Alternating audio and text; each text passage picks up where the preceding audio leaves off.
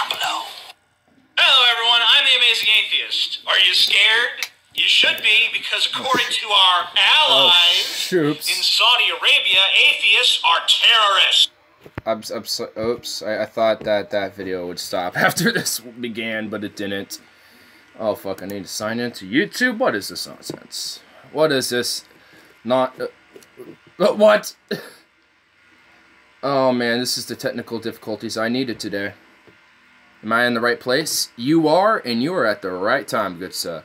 Right time. I'm trying to sign into YouTube, but it literally auto-directed me to my PCC sign-in. So my college sign-in, to sign into my college account popped up, trying to sign in to frickin' YouTube. I'm trying to I just want to sign in, dude. Come on.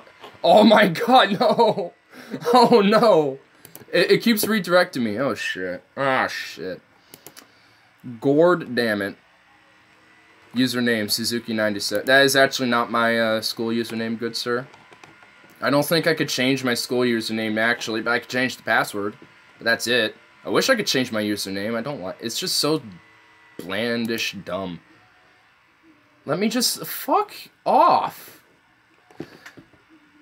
I'm just gonna log in on this, and maybe it'll not let me... Maybe it'll stop if I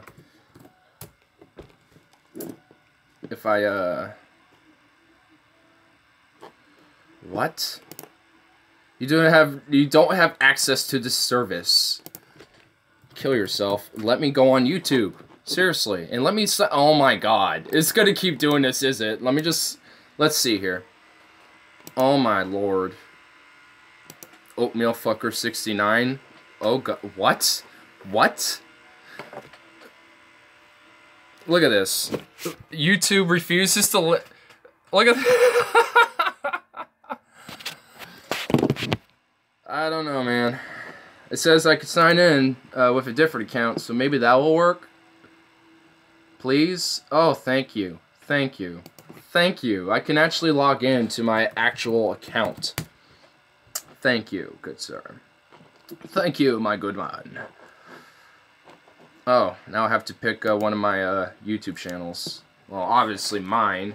It won't do my spicy meme channel of just utter memes that I don't use ever. Alright. Oh my god. Well, while I'm looking up some shit, I'm gonna just tell a story of, that password has a funny backstory. Oatmeal fucker 16. Tell me about it, dude. Smack that shit in the comments. I gotta hear about that story. While you're doing that, I'll tell mine. I mean, you kind of already know. I mean, on Tuesday, I was working on my fucking paper literally all day and night. And I actually have it pulled up here still. And I might as well talk about that too, because it's pretty cool shit. It's actually really very, very interesting to learn about. Because it's a foreign policy paper, and we get to pick any country we want. And I did Belarus, and I thought it was just going to be some easy, simple shit to do. And it wasn't, because why should I expect college to be easy? I mean, if anyone thinks that, that's unfortunate. Yeah, and I unfortunately thought that I could get away with doing something easy. But, yeah. Anyway, and the next day, on Wednesday, holy fuck, dude. I was so fried, I wanted to do a stream yesterday, but I was like, am I gonna even be coherent enough to do this? Like, and I just thought to myself, nah, fuck that, and let's not. I'm probably gonna just be horrible. And, so I didn't. Probably a good idea, because holy shit. He's trying to think of a secure password for his home Wi-Fi. Here, I'll just do something random. Yifinator 69666 or something like that with like a X or a dash or something in the middle. Very easy, pretty simple, and it's kind of funny. Yifinator. Easy. So he used a password generator on 2 words and a number, and oh my god, that's what. So he got oatmeal fucker. What the? That's dude. I don't know who started that password generator thing, But that is the greatest thing ever, dude. I'm so... Dude, whoever owns that website needs to get a medal for allowing just Oatmeal Fucker 69 to literally be a password. That is just amazing, dude. He used it and his parents were not happy. Well, good. I mean, his parents fucked up his car, so good. I mean, how... you know, I call that even. I mean, that's not even, but I mean, that's even enough. So, yeah, and... I didn't finish this paper until literally I had to leave to go to my class, and that was at like 8:30. Like, I finished this at 8:30, and it's funny because you can really tell as I go down this paper, going down the pages, I can really see where I started to just not give a fuck, but I can see where I started to go like, oh shit, okay, well, I need to hurry up, so I just made it basic as fuck, which will probably negate from what's actually, from, like, my actual grade. But, you know, I think it was required to be 8 pages, and there's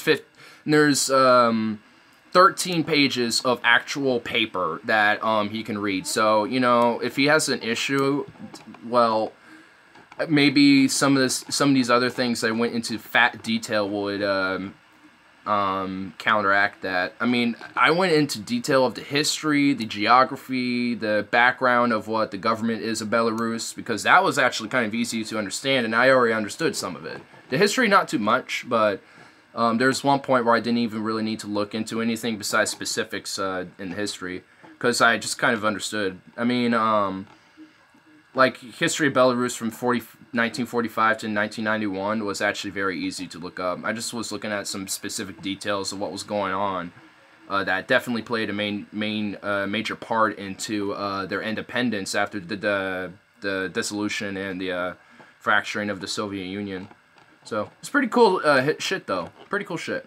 In fact, I'll just read about the specific international recognition and dissolution, because that's where I went into all this. So, yeah, let's see here. After being one of the 50 nations to join the UN in October of 1945, it provided Belarus a vote in the General Assembly. So, they were actually literally one of the Soviet Union, so the Russian, the Greater Federal Socialist Republic, Russia, and Belarus, and I think Ukraine were the only ones that were allowed within the Soviet Union to be kind of independent votes among the greater USSR to join the UN, at least in the beginning. I don't know. Congrats on the paper, my dude. Good luck on finals. Damn, it's damn straight, dude. I'm actually kind of excited for my finals on this class because I love international politics and going into all the stuff, especially what we'll be getting into lately.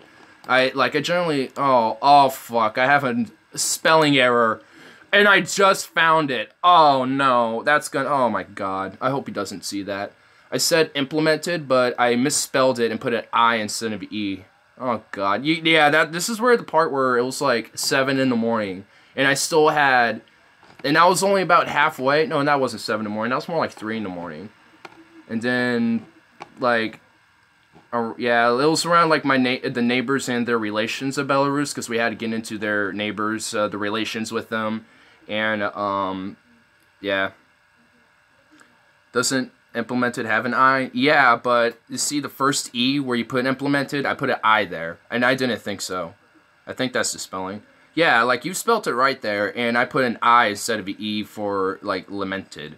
So, yeah. I mean, yeah, and with the relations, there wasn't really too much to go into on Russia, just because there's not much else to really say that they have really close connections until recently, because when Russia annexed Crimea, they started kind of breaking away from that strong ties with Russia, which plays into what's been going on recently there. I mean, might as well just talk about this paper at this point, because there's a lot of really cool shit to talk about here. So, I mean, I found out that when it comes to, like, their production and, like, and their economy and stuff, they overall don't really have a bad economy. It's primarily that they got, it's because they do trades actually fairly well, especially recently, because they now been opening up to private industries, and from the UK, actually, no less. And they just recently did energy deals with Ukraine. Their relations with Latvia seems to be they both have common interests, so they just kind of cooperate with a lot of the same interests that they have. And then their only real enemy, I would have to say, is actually Lithuania. Specifically Lithuania. Like, they have, like a little tension with Poland because both of those countries are in NATO. But Lithuania specifically, they actually do not like each other. And here, let me go to that part. Where is it? Ukraine, Latvia. All right, here it is. Poland and Lithuania. Being part of NATO and with recent military posturing by NATO forces near the border have increased tensions with Belarus due to the Belarusian ties with Russia. They are also suspicious of Poland and of their support of pro-democratic forces that are anti-Lukashenko. And Lukashenko is their literally one and only president that they've had in office since 1994. And the guy's definitely an authoritarian figure. He even admitted that he was, so wouldn't surprise me. Captain Booty Blunderer be here. Damn straight. Blunder the booties of this glorious stream. Anyway, going on, it says, for Poland, they are border locked and don't allow immigration between the two countries. And I don't honestly totally get it, but I can kind of understand considering that they are suspicious of their influence on a lot of the pro-democratic parties within Belarus that are against the Lukashenko authoritarian regime. With the reasonings for such, that being that the infrastructure for the dramatic increase in traffic. I mean, that's their main reason, is that what I said here is that if they were to open the borders, I'm pretty sure Poland is on bad terms with everyone except Turkey right now. I haven't heard too much about Poland, but I know that there is far-right nationalism rising there, and I also know that they've been very that their land has been used for military drills with NATO forces entirely, along with Lithuania, which is where a lot of tension goes. But Belarus's reason with not allowing immigration is because the infrastructure of like the border for immigration traffic is not modernized, and they wouldn't be able to handle the drastic amount of people coming back and forth across the border. Which I don't really believe, because there's a city, Brest, that's in Belarus. That's a very big, which is like one of the major cities in Belarus. And, I mean, it's pretty industrialized. And, I mean, it might need a little bit of upgrades, but it shouldn't. I mean, I don't think mass immigration would utterly, like, destroy Brest or anything like that. I mean, it could. I have no idea. And with the reason, I already said that, despite attempts by Poland to push for more open borders and welcome potential shoppers from the less developed eastern Poland. So, Poland actually does kind of want to push for more open borders because eastern Poland is less developed, and their idea is that if they can open borders and welcome essentially consumers and other people wanting to live there who might be more Polish descent in Belarus, because there is like a minority of Poles there. They want to kind of help develop Eastern Poland more by kind of giving them more of bolster their economy a little more by immigration. So, well, at least local immigration. So, I'm kind of on Poland's side on this. I mean, they should probably do talks and hopefully to like decrease some of the tension by just cooperation like they've been doing with Ukraine and Latvia. But with Lithuania, I didn't go too deep into it. I probably should, but it kind of sums it up pretty well. Lithuania has been more unfriendly with Belarus, attempting to block relations with the EU and NATO. So they've been like very vocal at saying that Belarus should not, be a part of NATO. Their decisions don't mean anything. Fuck them, basically. And the Lithuanian government has also pushed to block infrastructure bills like nuclear power plant based in Ostrovets, which is an area in Belarus, which was already being built, and I think is probably done being built at this point. And the Lithuanian government was demanding that it be stopped, because if, let's say, there was a meltdown or some shit, they would essentially be in the main, like in the main blast of that meltdown. Kind of like in Chernobyl in 1986, when Chernobyl happened. But yeah, I mean, in Ukraine and Latvia, they have been very friendly. So I kind of mixed them together because they've been having the most relations with. And, yeah, I mean, the main three I didn't get super in detail was just Russia, Poland, and Lithuania. But there was a lot more going on with Ukraine and Latvia lately, so I thought that was the most important part. And then the threats towards them, I just kind of summed it up with Lithuania and also just kind of NATO. Hashtag Coney 2012 and Zimbabwe 2020. I say we just... Actually, there's some shit I want to pop up that's related. Not, like, related to Zimbabwe, but, I mean, it's... well, I have it purchased? What the fuck? Oh, YouTube Red. Okay, well, that's fine. I don't care. It's YouTube Red. It's what I use. What was I looking for? Dennis Rodman. Korea. Is there anything... Okay, here we go. I don't think we need to hear too much. So, a former NBA star, you know, our boy Dennis Rodman, he's going to be an assistant in the summit.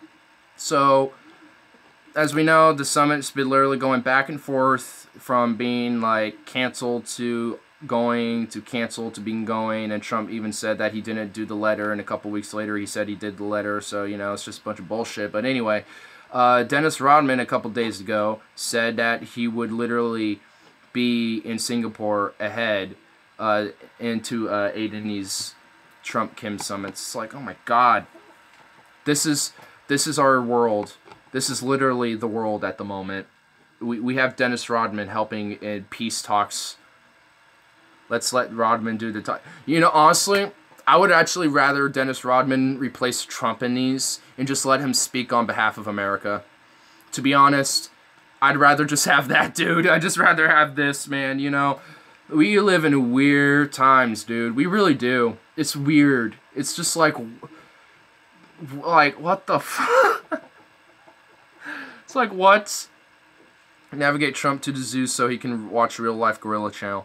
Yes, yes. Let him go to, like... Dude, he needs to, like, go to the Congo and just, like, you want to see the Gorilla Channel? Here's the motherfucking Gorilla Channel. Our colleagues at the New York Post, that NBA star turned Kim Jong-un... They just, like, let him just watch Silverbacks the entire time. Dennis Rodman will be in Singapore ahead of the President's Summit with the North Korean dictator. In fact, he might, in fact, be part of this. It's Gorilla. Ongoing Damn process. Straight, man. Well, It's Gorilla. Who could figure out what the heck this means?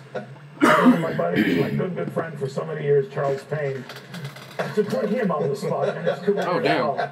What the heck? That's some hella lung butter. It just, like, splurged. Holy shit. That's gross. Well, it means Peter Navarro's out or Wilbur Ross. Dennis Rodman is now we know we got a deal. It sounds like some sort of publicity stunt. I think we better wait to get more information on that, but it certainly sounds like someone having a good time. I mean, it's good. He's going to get a lot of publicity. Having a good time? What? A pair of Skechers or something like that. Dude, why the fuck they bring this guy on? What? Like, they're gonna have a good time. Everyone's gonna be having a good time. I think it's gonna be really good. Everyone's gonna have a good time. I don't know. I don't think it's confirmed, but I think everyone's having a good time. What? Really, dude? Like, you brought this on, like, really? I mean, was that meant to be like? Was he meant to kind of be like, oh, I'm gonna be kind of against this, but also but for it at the same time? And like, what? That you literally are saying nothing. Like, who is this? Charles Payne, this black thumb of a man, is like, apparently, you're literally not saying anything. You know what? There's 3 more minutes of this, so maybe he'll say something that actually I can talk about, because you're saying nothing. You're saying words that literally is just like farts. You're not, at least give some shit, for me to just dissect and fuck with. But you're just literally giving me, like, farts right now, bro.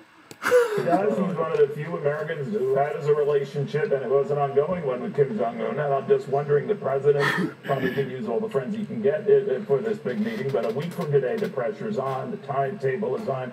It's one day, and that's it. Kim Jong-un went to school in the West. He obviously admired, Western culture, including basketball. And a lot of people say that the Olympics, going into watching what's happening, that maybe, just maybe, he does want something for his people. And I think that okay, now we're actually getting into something. So, okay, like 30 seconds later, you actually say something. Yeah, and I actually kind of agree with that. Like, I think after, especially with the United Korea team and with the South Korean Winter Olympics, I actually thought that would help with ties with North Korea and the West. Kind of like how Belarus is doing their own thing, trying to open ties with trade deals and stuff like that, and opening businesses in Belarus. Kind of like that, only it's obviously different, but it's kind of the same thing, where they're trying to open up more and to more Western ideals, from what it seems like. So, yeah, I do agree that I think the Olympics in South Korea tapped into a little seed that was planted while he was probably going to these schools in the West, and hasn't, with his weird appreciation with Western culture. I mean, it's kind of weird because he's so anti-Western, but at the same time appreciates it. It's like he's jealous that they're all aggressive. It's like he's jealous. It's almost like he's jealous because all the main Western countries are like, no, you can't have it. No, you are like a dictator god, and we don't like you. No. And even though he likes this shit, he's just he's like, no, me like basketball, me like donut ramen. Please come to some, man. I'm being horrible right now. I'm being edgy, but yeah, I don't know. I mean, I actually kind of think Kim in a way just wants, like, peace for open talks with the West, so maybe something can happen that could change North Korea, and maybe we could get a united Korea later on. Oh, I think he's definitely very, personality-wise, very similar to Trump. Yeah, I really actually agree with that, because, I mean, look at him. I mean, you have a guy who's basically treated as a demigod, and then you have a celebrity who is always just glorified to his face and is always winning, believe me, and will never take any criticism at all, and will deny any criticism, and will just go on the attack on any negativity, because that's just how he is. He's a loudmouth motherfucker. And Kim is a lot more reserved with it, but he definitely has the very same personality. I think he's just a little bit more mature with it. And maybe I'm gonna try to fix this holy fucking weird fade that I'm seeing. Oh, that's better. Oh, that is better. Okay, that is better. Sweet. But yeah, like, cause for me, what I would love to see is no war and no aggression towards North Korea, because their problems aren't going to be fixed by saying we should overthrow the Kim regime. That's not going to work. He's got weapons for deterrence, and he's got them all aimed at Seoul, all aimed in South Korea, and is willing to just unleash hell, especially on South Korea and Japan, most likely, because they most likely have weapons that are able to go that far. And he's willing to just, go out screaming and firing all weapons, dying like that. I mean, this is who we are going to be dealing with, if that were to be the case.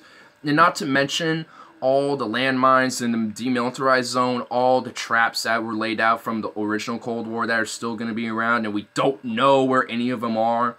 And the fact that Kim will literally use his entire population to go fight, if that's the case. It'll be like trying to invade Japan in 1945 instead of dropping the bombs. But in this case, the bombs is peace talks, trying to get them to, change the way they are. And, part of my end goal is to actually show the compassion that the West can, because in reality they don't like pushing it that much. And try to show humanitarian aid, help the people, cure these parasites, send food there, actually show that, hey, we're, look at the cool shit, that we got going on. And hopefully that would cause like a referendum maybe, and then Kim's power, and this is all what the people of North Korea would be like getting into, because I think if you tap into the seed and show the positives of Western society, and they see that, I think that they're going to have enough of a spark in them, especially with the conditions of North Korea, to, you know, demand change. And then if that's the case, and with communications, especially with Moon Jae-in right now and his views on and his more peaceful views towards North Korea by wanting to do these peace talks in the summit, I think there could be a chance that a unified Korea could be in the future. I just don't know when, but I am optimistic with that in a way. I think because Kim isn't stupid. Trump, he's a loudmouth, impulsive issue. The issue isn't the military list; it's Seoul that would be obliterated if U.S. were. Yeah, that's what I mean. Because it's definitely not It's definitely not entirely logistics. It's that Seoul is so close to North Korean's border, like the border of it, that they can use all the weapons that are within range just to pummel it. And just imagine how many people would just die in that case. Imagine the world economy; that would crash instantly. I mean, if we were to invade North Korea, like the predicted crash is going to happen. It's just going to happen pretty much at the start of this war, because Seoul, especially in Asia, is a very major economic trade hub. Because there's a lot of stuff in Korea, Japan, and China even that goes through there, and including the U.S. too. So, yeah, I mean, hopefully the U.S. doesn't fuck it up. Really, I just wish that there would be someone in the administration just to get Trump to shut up and just let Moon Jae-in and Kim do the talking, and send, I guess, Dennis Rodman, because we got no one else to send to do the talking for him or something. And then they go back with, I mean, he can show up. I just don't want him in the literal meeting, because I honestly don't even think the whole summit should be about Trump and Kim. It should be more about Korea, Kim, and Moon Jae-in and everything. Like, I think that's what the summit should be more based around, but I guess because Trump and Kim were both doing the opening up the idea of doing the talks sooner and started, I guess that's where it all kind of ended up being. I mean, I guarantee there's a reason why, you know, Trump needs to be there. I mean, we're an ally to South Korea, and we partook in the Korean War, so we definitely are involved. But, you know, I feel like the U.S. is more of a side thing in this whole situation compared to Moon Jae-in and Kim. I wish that was what it was more about. But there was another thing I wanted to look up at, because it was kind of funny, but I forgot where I saw it at. Okay, I remember. Okay, I remember now. It's the armistice between the U.S. and North Korea. South Korea is a secondary signing along with the rest of the UN. You see, I mean, that is the problem, because I wish that the armistice was between South Korea and North Korea. I mean, because honestly, the whole Korean issue is between Korea. I think that is, like, what, you know, it should be towards and about. Because, I mean, it's not, you know, the North Korea and America need to, you know, do peace. It's, you know, I think it should be the Koreas. I mean, of course, that there should be, I mean, I think there should be world peace in general, but I mean, I just overall just don't think that the primary the main head for like our side of like the peace talks compared to the North Korean side of talks should just be South Korea. But I mean, that's just more about the details of the whole thing. I'm just nitpicking at details at that point, because overall I still agree with it. I still think it should go through. I just wish the details was more based around South Korea and North Korea, not Korea and Trump. But anyway, here's another. This thing is funny as fuck. Like, this is partially hilarious. So, Alex Jones, our favorite spicy meme of the internet, found Bernie Sanders at LAX and just started harassing Bernie at an airport. And then some random dude at the airport, just some random dude, some random old guy, came in and nowhere and was just like, oh shit, there's Bernie Sanders. Oh shit, there's Alex Jones harassing Bernie Sanders. It's like, dude, like, I wish I was there, man. I wanted to see Alex Jones and, like, I wanted to see Bernie Sanders and Alex Jones, like, what the fuck? Like, that is just the most weird, like, this is what's going on right now. We got, like, this is just some of the most, Oh, this is hilarious. I'm gonna pull this up because it's just funny, dude. It's funny. I mean, I feel bad for Bernie, but overall, I find it pretty funny. Oh my god, my cat, I don't know, get her, she slips in between my back and the chair and it's so uncomfortable. It's like her back meets mine and it's causing friction. I don't like the friction. It's annoying. But I'll take this really quick and then I'll flip it over here because there's not much to really see. And Bernie Sanders. It's not much to really see. It's just a really weird video. Same time, and Alex proceeded to harass Bernie and make an ass of himself. I love every awkward second of this. Ladies and gentlemen, we just got off our plane here at LAX, and Bernie Sanders, the living embodiment of communist and socialist evil and failure, was here. A living museum piece of Mao Zedong or Joseph Stalin or V.I. Lenin. In fact, after the death of Hugo Chavez, he passed on the mantle. But of course, his little handlers wouldn't let him talk to some proletariat slave like me. What? So this went on for a while. Just what? Oh shit, I accidentally skipped it. God damn it. What? Why'd you say white people didn't talk to him again? But then his minions came over and put out the same... His minions came over. Old Democratic talking points they do over and over. Poor Bernie, man. Look at him.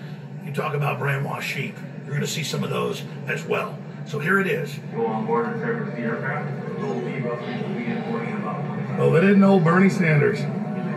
Dude. He's just like, what? He's like, oh shit, it's Alex Jones. Like, I see his face and he's like, oh fuck, it's Alex Jones. No, come on, not right now. No, Senator. Why'd you say white people didn't know us like before? Wait, what do you say? Did you say who? Deal fat? So here it is. I didn't even. Not right now. No, Senator. Oh, he's like, who's that? Say white he just asked the question, who is that? And oh my god. So Bernie doesn't even know who Alex Jones is. This is funny, dude. He just got shut down by Bernie. Just be like, who's that? Because of how irrelevant Jones is. Oh my god, this is funny. No, it's like before. All the old people? What the fuck? Where's Eric Andre when we need him? Look at all these old people. Oh my god. Like, this airport has to be filled with old people but going somewhere. What? Like, this is funny. Let me guess, you guys aren't flying first class, are you? He almost wanted to answer the question. He almost wanted to answer that. He's like, he was like, you know, I'm not going to give him the satisfaction of that answer. And honestly, if he's flying first class, so the fuck what? Honestly, I wish planes were more like first class seats and first class was like luxurious as fuck because that would make more sense because fucking like tangent moment. You know what? I'm going to do a tangent moment. Fuck it. Tangent time. The tangent hour with Ignon. So, like, with fucking planes, like, the seats literally are getting smaller and smaller, like, with every model. And it's so cramped. Like, I'm literally like, you know, when I'm in these planes. I think, like, the only seats I actually like in a fucking plane are Southwest Airlines seats. Because even though they're, like, 3 seats, you can sit wherever you want. Because it's just a ticket to go on the plane. So you can literally have, like, 3 row, like, the 1 row of 3 seats to yourself. And I love it. And if usually it's like one other person, they sit on the other side, so it's just like, who gives a shit? And it's just like, I mean, I texted you the reference. All right, I won't be able to see it at all because of the stream, but I will check it out right after this. But yeah, I mean, in first class seats, they're just literally the same thing, but you get wider space. You get essentially, obviously, priority. For your needs, like if you want like a food or something like that, or like snacks, or like a bread or a beverage. So you're, I mean, but overall seats are terrible. Like if I could fly first class, I would. I mean, but it's expensive as fuck because it's obviously easily to be exploited. So I mean. First class, like, who gives a shit if Bernie's flying first class? He has the option to fly first class. Like, he has the money to do so. So who gives a fuck, Alex, if he flies first class? Who gives a shit? I might actually tangent a lot in this video because he points out some stupid shit. He just stares. First class, you shouldn't be. I got a coach ticket in my pocket. Coach.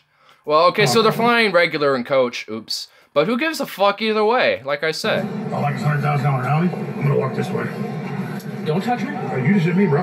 You put your hand out, Alex. Or you're gonna do that socialist thing where you're like bumping into people and saying it is? Alex? What? You're gonna do that socialist thing where you bump into people and stuff? Dude, that's called life. You bump into people in public sometimes.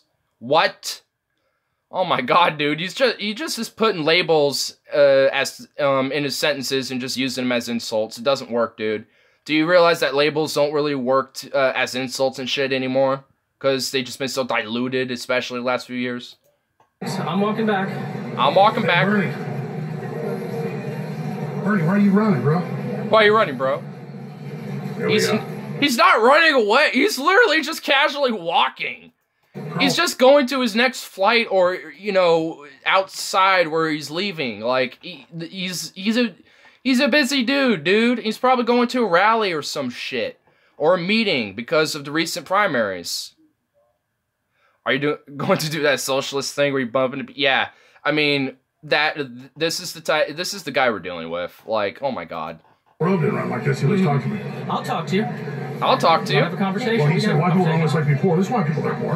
Why? Because you're following... What? He said white people don't know what it's like to be poor. I thought it was a really racist thing to say.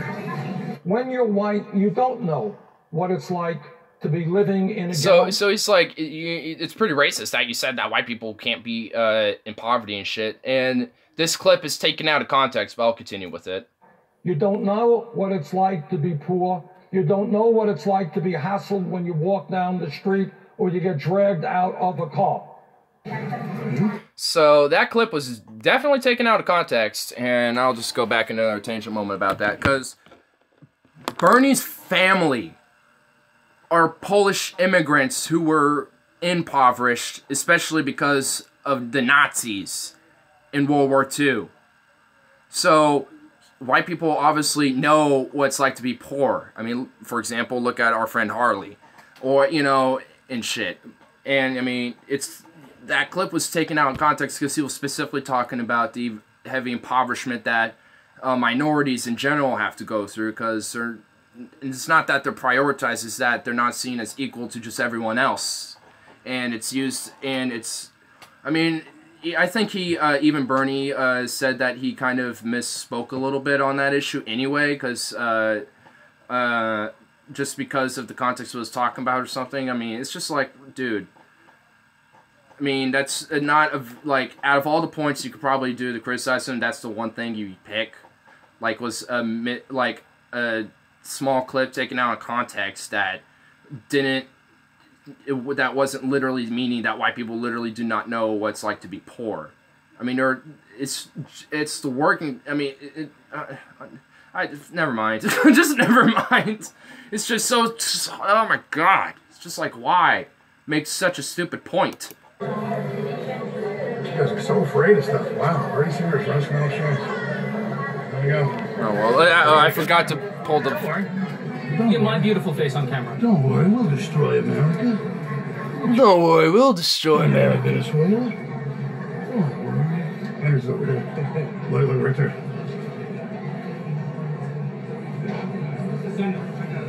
Bernie, why'd you say white people don't know what's like to be poor? Don't touch me, Alex. Don't touch me. Ooh. Don't touch me, Alex. You guys have fun. Gotta be around the general public, huh? It's kind of a bad thing. What? Being around the general public, it's kind of a bad thing? What?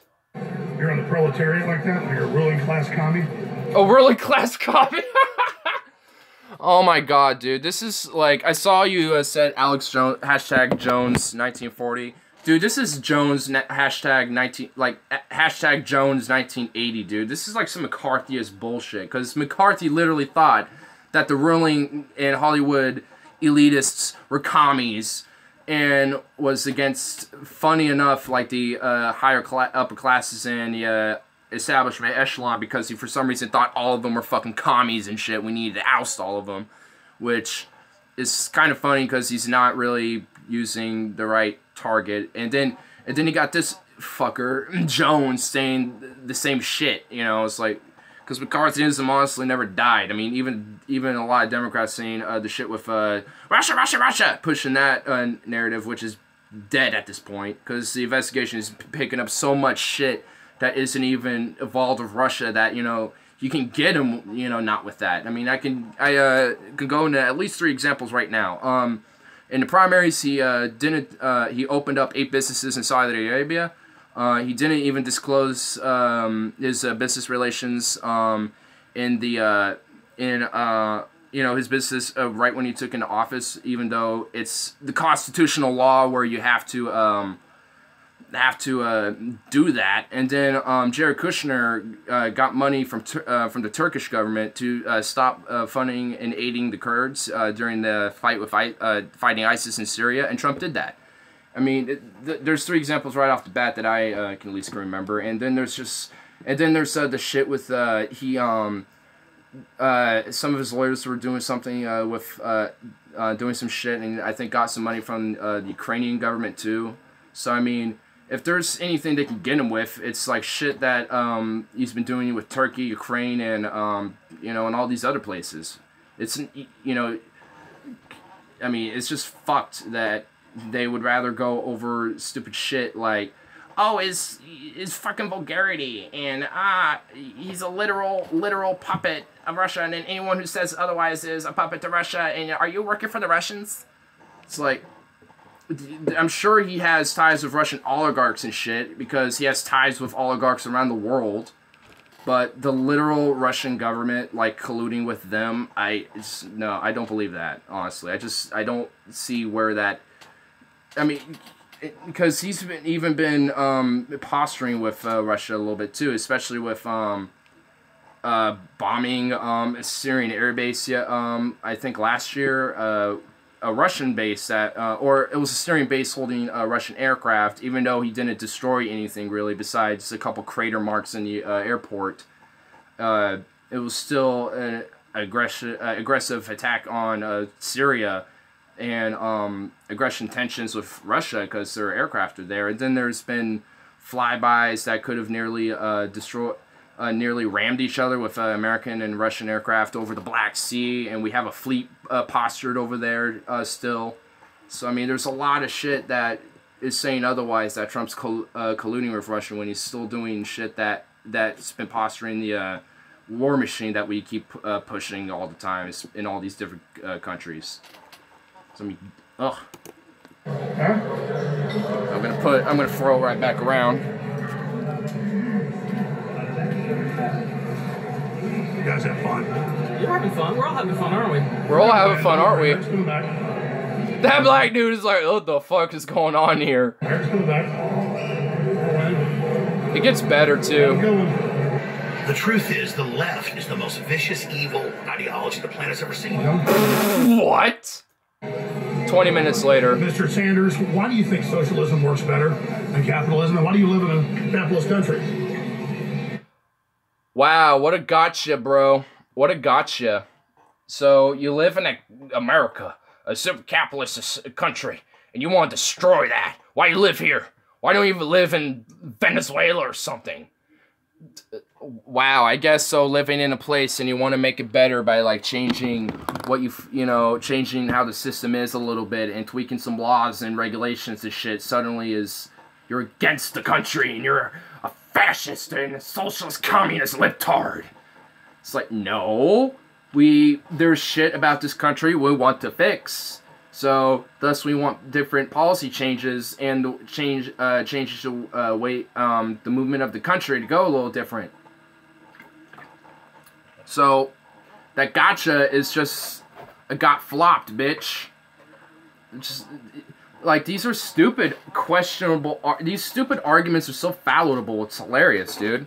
Hilarious. Like, oh my, like, I feel so bad for Bernie. He's just getting harassed here, but it's just, like, when you look at it, though, it's just hilarious. I just feel bad for Bernie. I mean, because honestly, like, if, I like how his aide is just not, being aggressive or not. He's not being aggressive at all. He's just, like, just blocking his interaction with Bernie because Bernie obviously doesn't want anything to do with his stupid ass.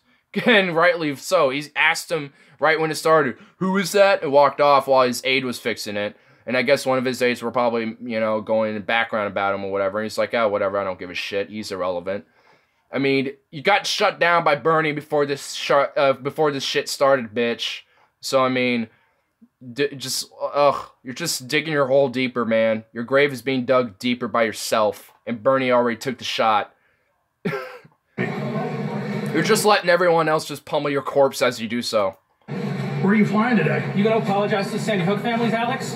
Well, that's the... Oh, here we go. Oh, shit. Bernie's just like, oh, okay, bro, you're getting too intense. He's like, don't counteract with him, man. Yeah, misrepresents that. That's that. You apologize for all the wars you guys launched, Democrats?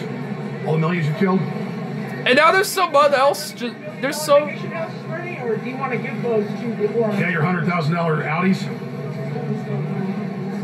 So, because of Jones, a bunch of his minions, ironically enough, are starting to come over and harass him too, with their cameras and shit. Like, they think they just got him and shit, you know, with this. You know, that's just hilarious, dude. They think they got him, and they think they really pulled the wool over Bernie's eyes with this one. It's like, no, you really didn't. It's hilarious that you guys even think you're doing anything productive with this. What do you think about the fact that 98% of mass shootings occur in gun-free zones? Bernie, do you want to get rid of those? Why don't you stop being an idiot for a second? It's okay. I know it's okay. Are you mad Hillary stole the election from him? I'm mad you're a Sandy Hook denier. That's all. You guys are religion. You think that's like some big... Who's my guy? What guy am I? I mean, you like Hillary. What guy am I? No, you like Hillary. Did I bring up Hillary? He literally never brought up Hillary. Alex is just saying, you vote for Hillary, you like Hillary, you're a Hillary, you're a Hillary minion, scum, libtard, fascist. It's like, this poor old man, who I love so much right now, literally did not mention Hillary at all. Don't worry. You deny Sandy Hook, and you're giving him a hard time. Hillary edited tapes of that. Oh, Hillary.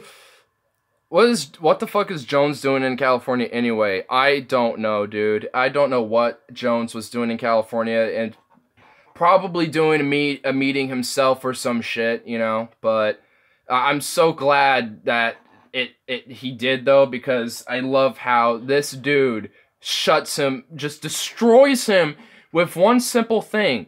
The fact that this male vitality selling fat fuck, like, literally, denies children being fucking shot and killed.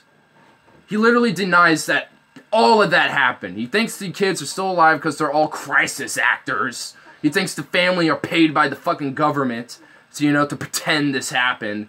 Like, and I think Jones isn't actually being sued by families of Sandy Hook for libel and slander because he's literally pushing lies and shit because these families literally get death threats by Jones's fan base and gets harassed all the time by them. And, I think they might have a case for that because, these parents lost their fucking kids in, like, what, middle school?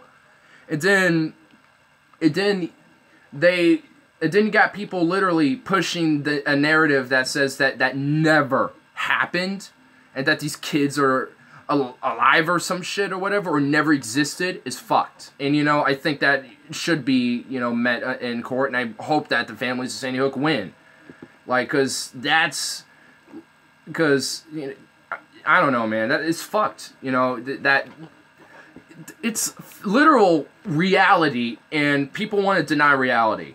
Like, I don't, you can't even try to argue with those type of people because if they don't even, at least get reality and believe literal reality of how shit happened, like kids being killed, then you're not a serious person. It shouldn't be met seriously. You should be met with mockery like this guy came up to him with. I'm not going to show the rest of it because it ends here really shortly, but, I mean, we could just hear what he gets into. Did tapes of Sandy Hook. Yeah, that's right. You're an idiot. You're an idiot. Why don't you talk about all the wars? Oh, that was so great. Oh, was it, Kyle? It was.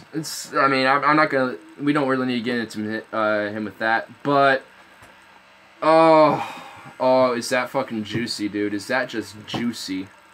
Whoa. Oh, something happened here. Oh, okay. It's just Mom going to the bathroom there. But, oh, what? I told you no smoking pot in the room. What? Oh. You hear me? Well, Don't do that anymore. Cruz. I'm not doing anything. Most so awkward whatever. pause Okay. to the easiest. We're going question into another in the thing world. here. Well, This is another funny thing that Ted Cruz did because he flopped and failed. It's just hilarious on this one. So a reporter asks a very simple question. And he tried dodging it and literally failed like a flop. And there's no video, so we'll just play the audio. The president says he can pardon himself. Would you agree with that?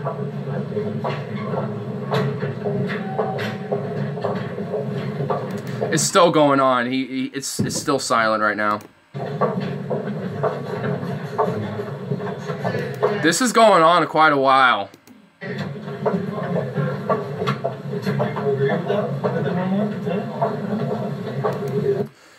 Okay, 18 seconds in.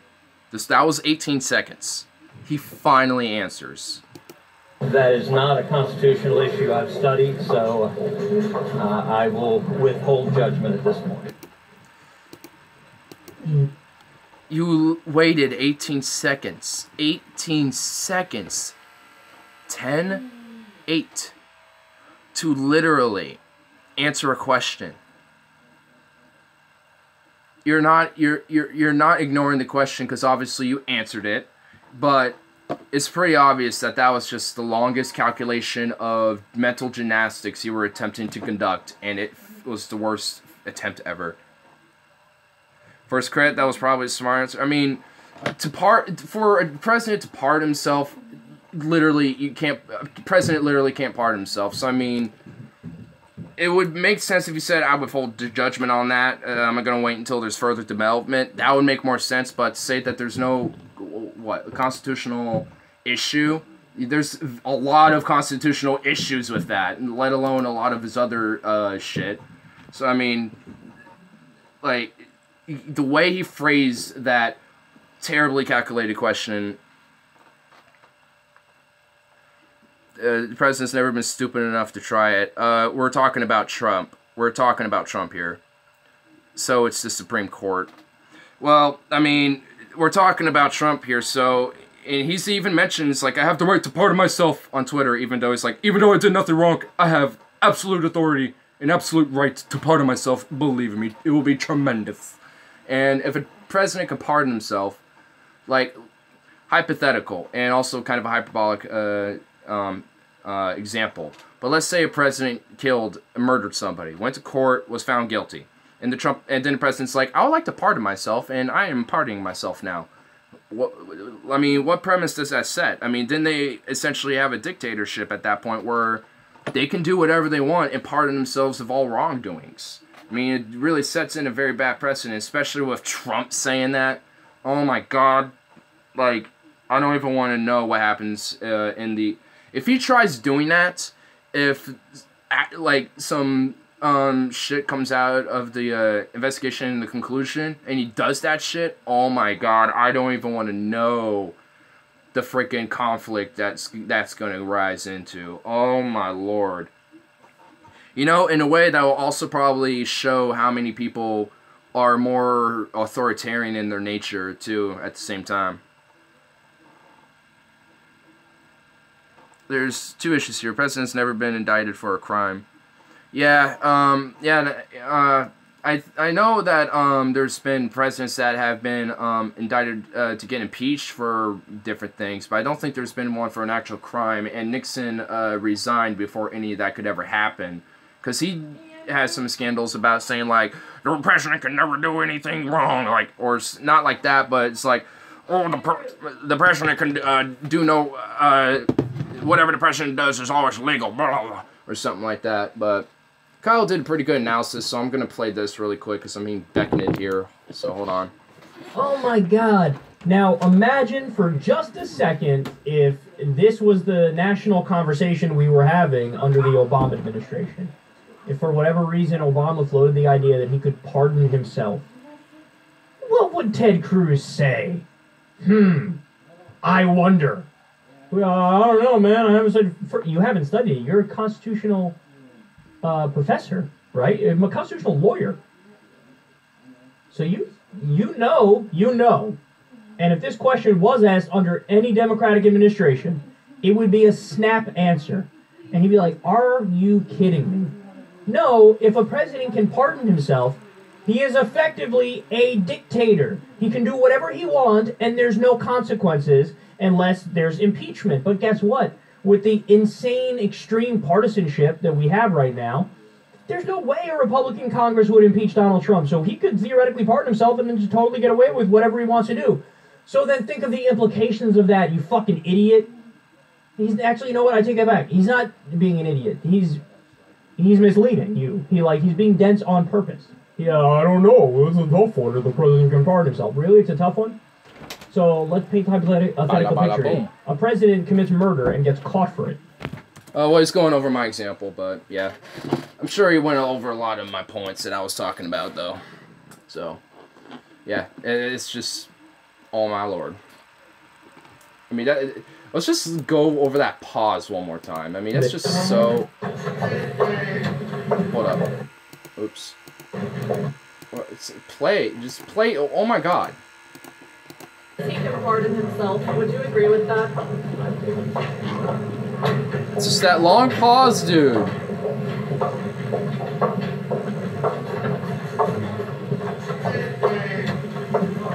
Oh, this goes on forever. That is not a constitutional issue I've studied, so I will withhold judgment at this point. Oh, that's just such a long... I'm Ted Cruz and I approve this message. That's just basically what the situation is at that point. Oh. Oh my lord. Ted Cruz is just so... He's a literal spicy meme at this point. He's just a spicy meme. It's just so crazy. I actually do have a funny another video here that I can pull up because this is just more ridiculousness. Christian liberal hurricanes.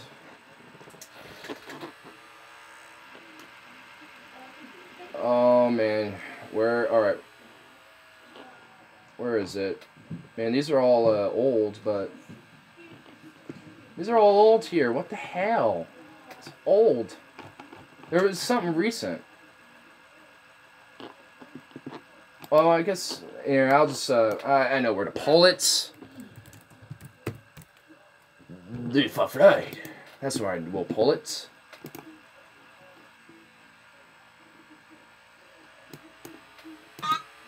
I hate everyone. The questions. I'll pause that really quick. So where's our first... I think it's this first one that they're doing. Okay. I'll just look up this exact thing, because we don't really need them for it. I just want the thing. Well...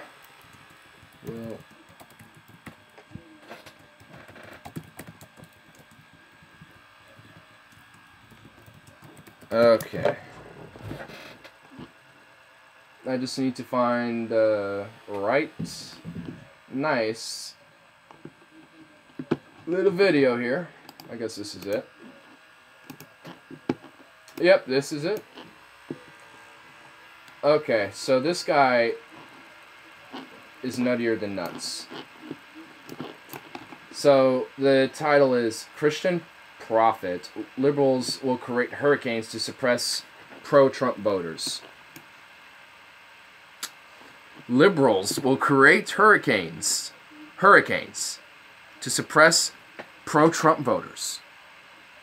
Since when did we have the amazing technology to fucking like create and fucking use weather to our advantages for political narrative domination for the new world order, man? I never knew that we had this. Like, did the last, like, did I miss, like, the last liberal conference? Because, I mean, I'm pretty up to date on those, and I never normally hear about, you know, this weather technology. I guess it must be a new thing that we must have been doing, and now we're about to implement it. I don't know. Or I guess we already did, because this is what he thinks. Anyway, here's what he said. look for some stuff right before the election, Sheila, and we need to be praying for this election for the safety of the people, safety and security of the election itself, so that it's not stolen, number one, but number two, look for false flags. And one of the things that the Lord has been showing me is that this could be a very nasty hurricane season. We're already getting effects down here in Florida. Like I said, we just had one come through here. It was a subtropical system. It doesn't normally start this early, and that's what the Lord was showing me. It could possibly get, if they don't get control of the technology right now, which we both know there's technology out there. Irma and Harvey were both generated and steered by man. Both these are.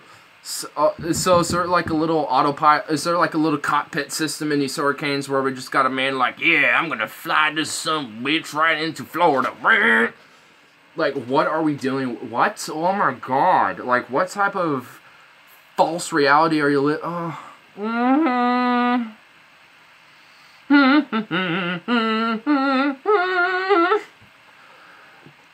You are really retarded. Ugh.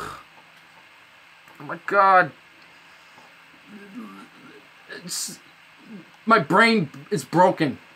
Hurricanes were. There could be a couple of nasty hurricanes right before the election to upset the election so people can't vote, they don't have power, so forth and so on. The Lord was telling me we need to come up with a technology prayer, so to speak, because the eye of Irma came right over my house. And if you notice, that was the first time I've seen a hurricane like this. It didn't know where to come in and land at. So hurricanes are now sentient, and they're like, so did you hear about the time where,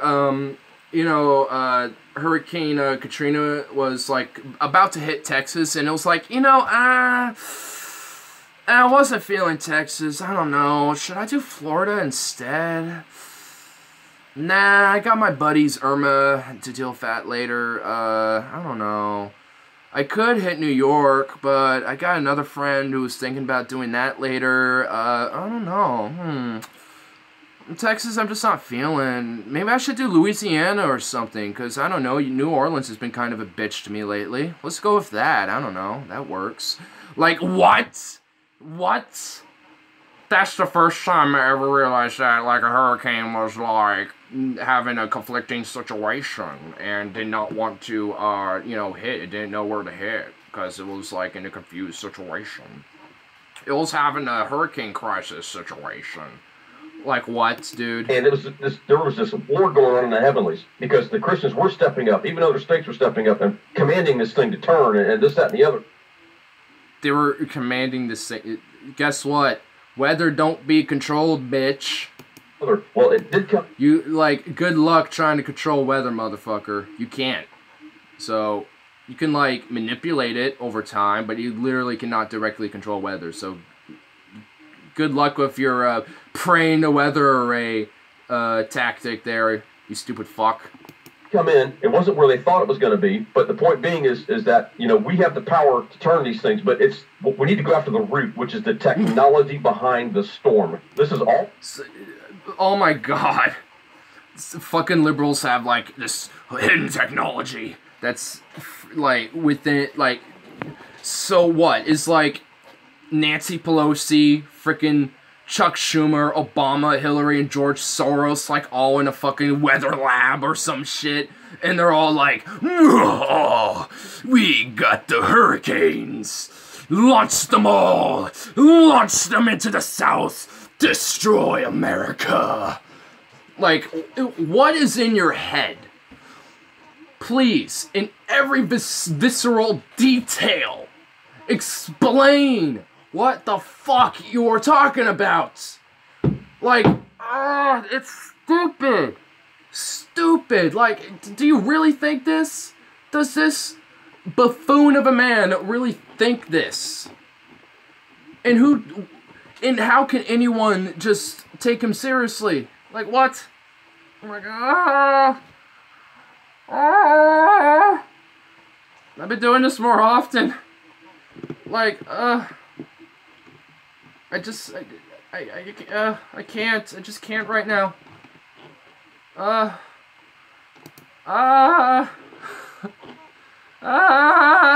just in agony. I hurt. I am broken as a man. Oh my God. Oh my god, just why? Just why? I am sad that this is our fate. And I think I was seeing something earlier, whoa. Whoa. What? New video that is uploaded.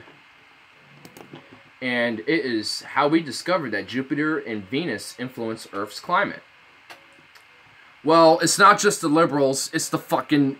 It's the liberals just don't have control of the weather. They have control of Jupiter and Venus. We need to stop this fucking liberal agenda, man. I am converted. I have been red-pilled. We need to fucking stop this liberal agenda, man. They have control over Venus and Jupiter. I look at Jupiter and I always did wonder, did the liberals take it over? Because apparently they did. Because they are influencing Earth's climate so much right now, man. Oh. It's these fucking liberals influencing the world's climate. Like, oh my god. I really do hope that people seriously don't think this, but I know they do. People think this. People have that as their sense of reality. This traumatizes me. It hurts me as a man. Alright, anyway. This is a beautiful thing. Hello, wonderful person. This is Anton, and in today's video we're going to be talking about our beautiful planet Earth and a new discovery that seems to indicate that Venus and Jupiter seem to play a really large role in determining the climate on our planet. Welcome to What the Math. I knew it all along. Whenever I looked at Uranus, I always see Nancy Pelosi's face. Oh, that's beautiful. That's beautiful. It's very beautiful. Maybe that. I'm proud of you.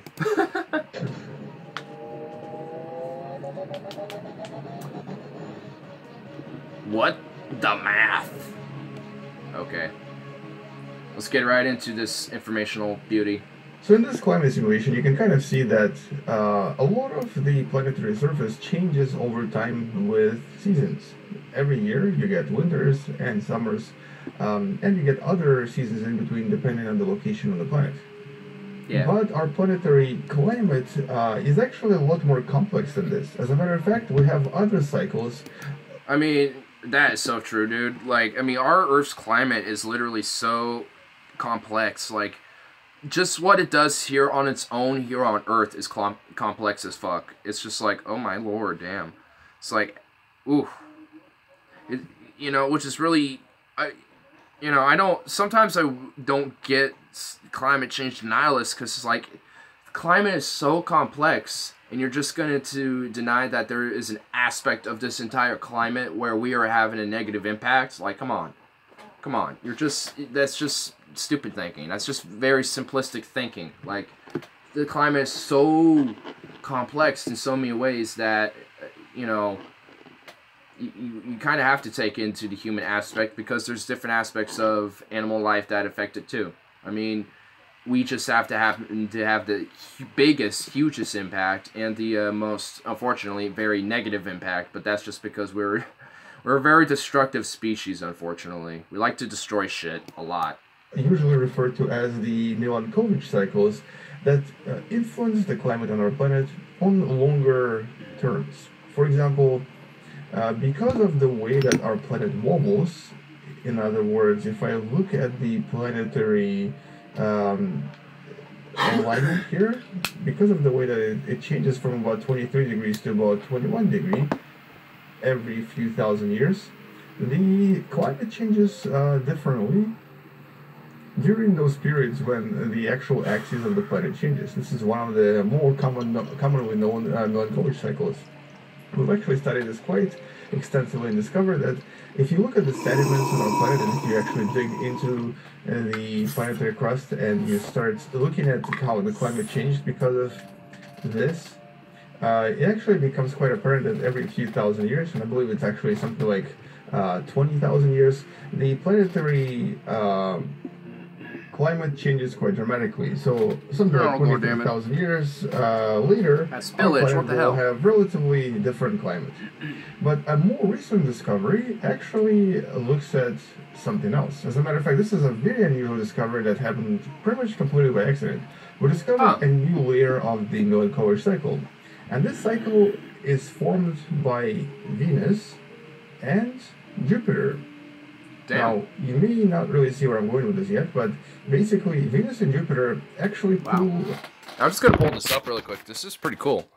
Just showing off the entire solar system like this, because I mean, it's not just showing the planets, but it's also showing like comets and asteroids and shit that orbit around as well. On our planet Earth and play a kind of a... That's Earth right there.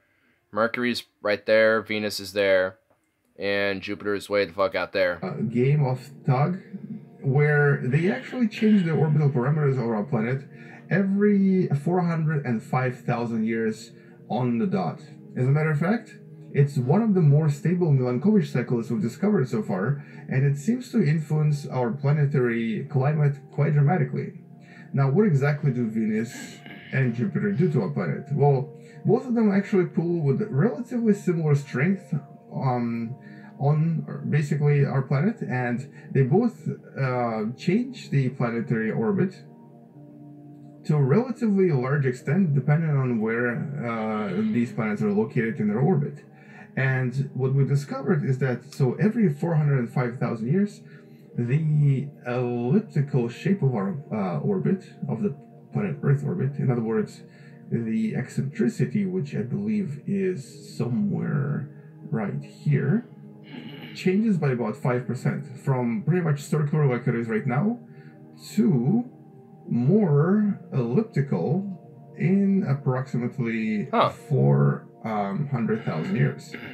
And this cycle is essentially responsible for changing the climates quite dramatically. So if the eccentricity of our planet was basically 5% instead of just 1% like it is right now, the actual summers and winters will become dramatically different. Well, dramatically is a relative term. Compared to other planets, it's maybe not as dramatic. But here, the temperatures will now start moving with a lot more extremity. So winters will be... I mean, I love how this simulation also puts that into as a factor, because I mean, even here it shows like the winters were like down into like the northern U.S. here, instead of where it was before, which was more about like right up here. So there's like a significant difference, which I love that. That's pretty cool. A lot colder, and summers will be a lot hotter. And the scientists behind the study from the Rutgers University, specifically Dennis Kent, discovered that over the last 215 million years, this cycle was extremely accurate. So basically you can detect the changes in climate every 405,000 years, and they seem to happen no matter what else happens. So in other words, Venus and Jupiter have been pulling on our planet with pretty much the same parameters and same strength for the past millions and possibly billions of years. Now, what exactly does this mean for our planet? Well, in short term, pretty much nothing. On the short term, you probably won't even notice any climate changes, because it takes thousands of years for this to actually become influential. Yeah, so it's a really cool new recent discovery, but overall, there's nothing really much of an impact to it. It's just basically saying that, we discovered something within the solar system that actually puts more into effect on our Earth planet again, which is all overall, just part of the cosmic, line of just like what our planet goes through and shit. It's pretty cool. I love it. It's awesome. And also, random little thing, probably no one really knows too much of. Oh my lord. I'm also subscribed to this channel that is in this guy's from Portland, and he just posts videos of people nearly just being stupid on the road in Portland. This is just another random video. I'll just pull it up. It's only short. It's short. And he plays really good music, so I love that. I love that too.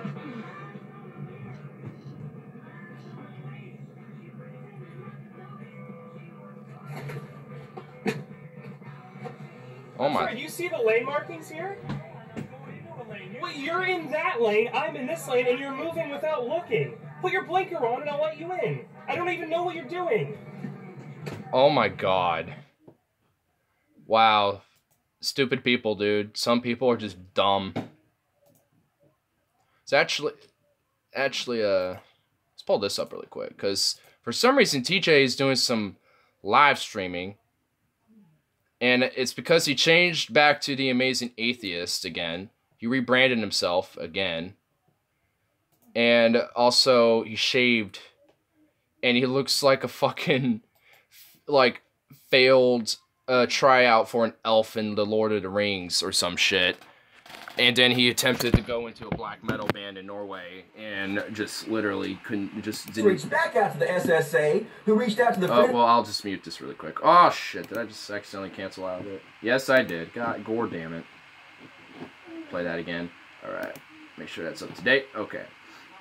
So I'll just might as well for like the next 30 minutes just go on religious bashing. Just because for some reason. TJ is just doing the stream, I guess 24 hours. I don't know what he's doing right now, so I'll be interested to see what he says in the near future. I'm not, I don't get it, but okay, whatever.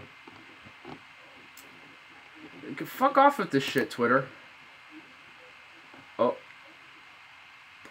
Okay, I gotta like that first. I'm not showing it because it's a little,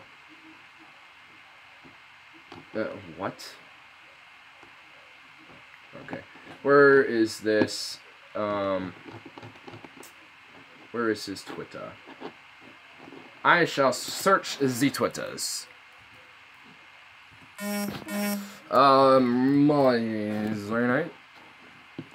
Oh shit, my power's getting low? Fuck you then.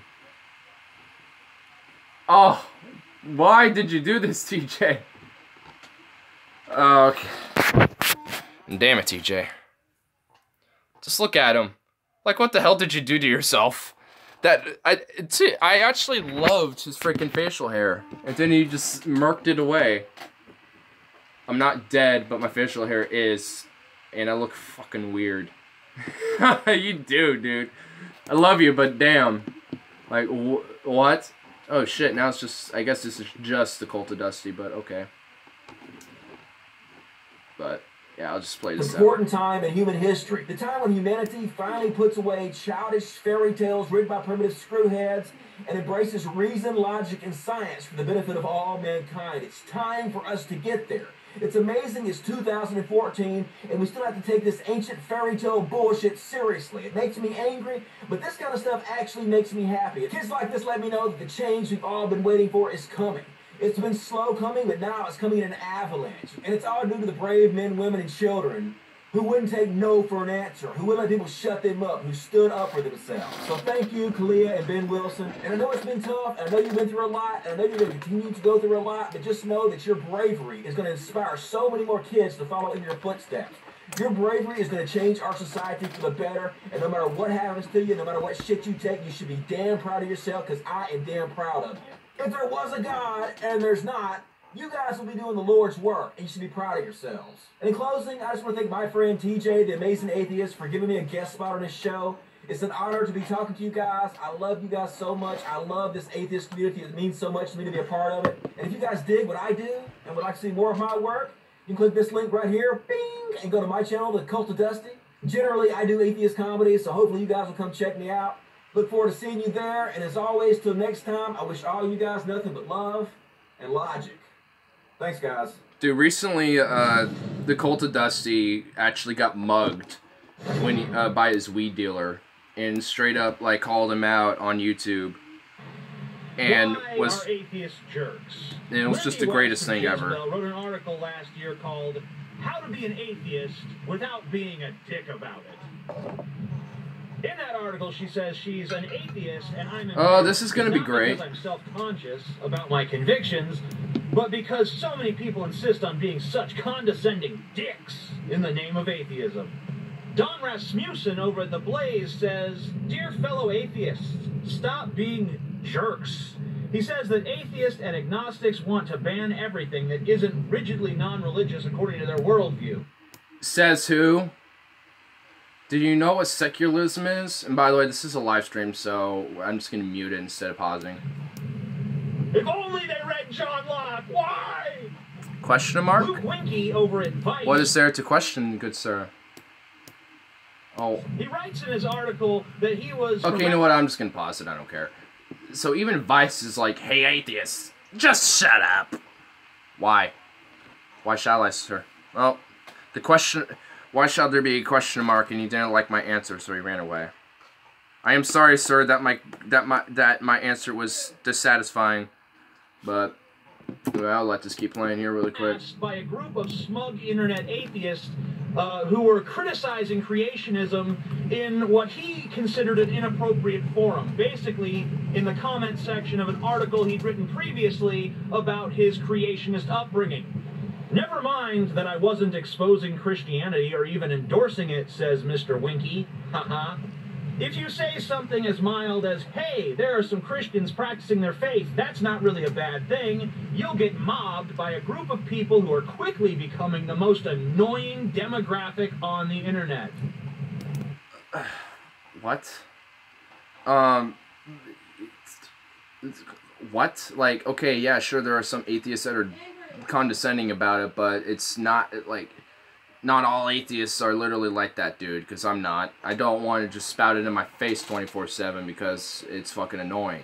I don't care if people believe or not, but just don't shove it in my face and we'll be Gucci. Know my feelings? Anyway, let's just continue playing. I'll be right back. Never mind that the way they practice their faith is by inculcating anti-scientific ideas into the heads of children who have neither the experience nor the education to critically evaluate what they're being told. Oops, I'm sorry. Am I being a jerk again? It seems to me like the idea that atheists are jerks comes from a group of people who feel like their beliefs and their cultural ideals should not be questioned. And even if they should be challenged, it should only be in a certain time and a certain place. But you know what? I don't see Christians bending over backwards in this country to make me feel comfortable.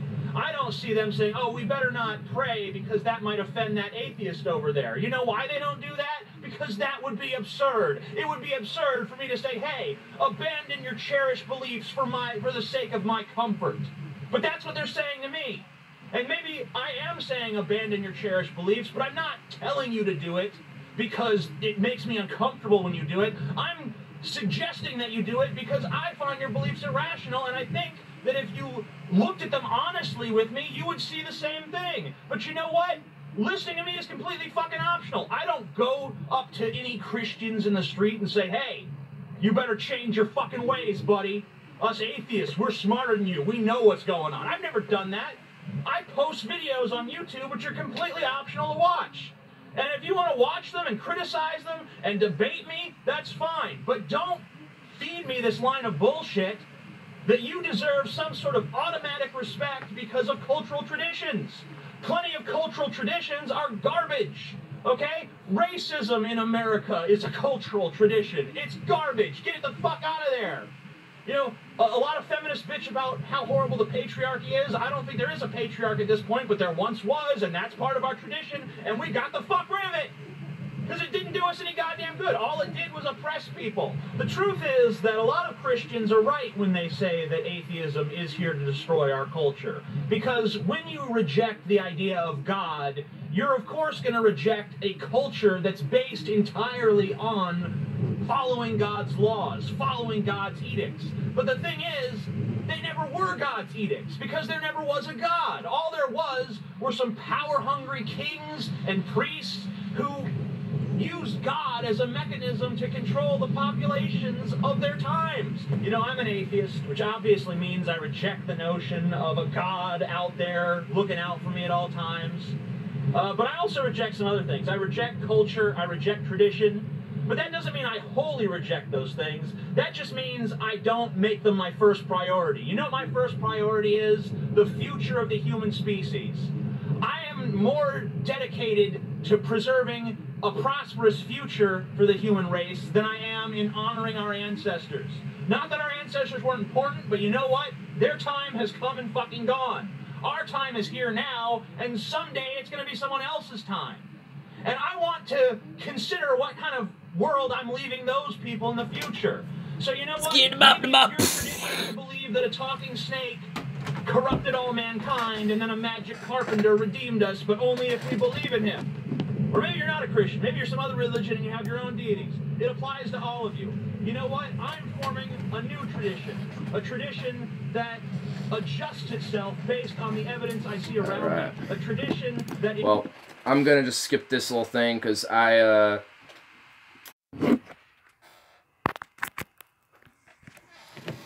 Well, that was weird. The Anti-Fat Man Hat League. Only thin man like me could wear fucking hats.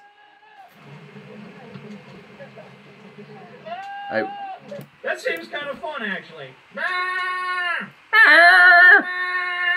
Actually, is pretty good. Yeah, I can get into that. Thanks, BuzzFeed, for teaching me a new behavior. Number 3, actually 5 minutes in a room with them will make you wish you could go back to listening to the goat yelling like a man.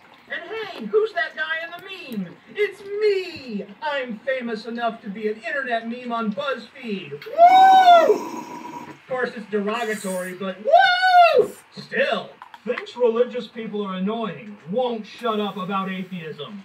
Yeah, I never do videos on any other subjects except for, you know, the... Well, maybe because he's primarily an atheist and does atheist content. Maybe that's because he, quote, never shuts up about atheism. But aside from that, I just don't watch it if you're not interested in atheism, bro.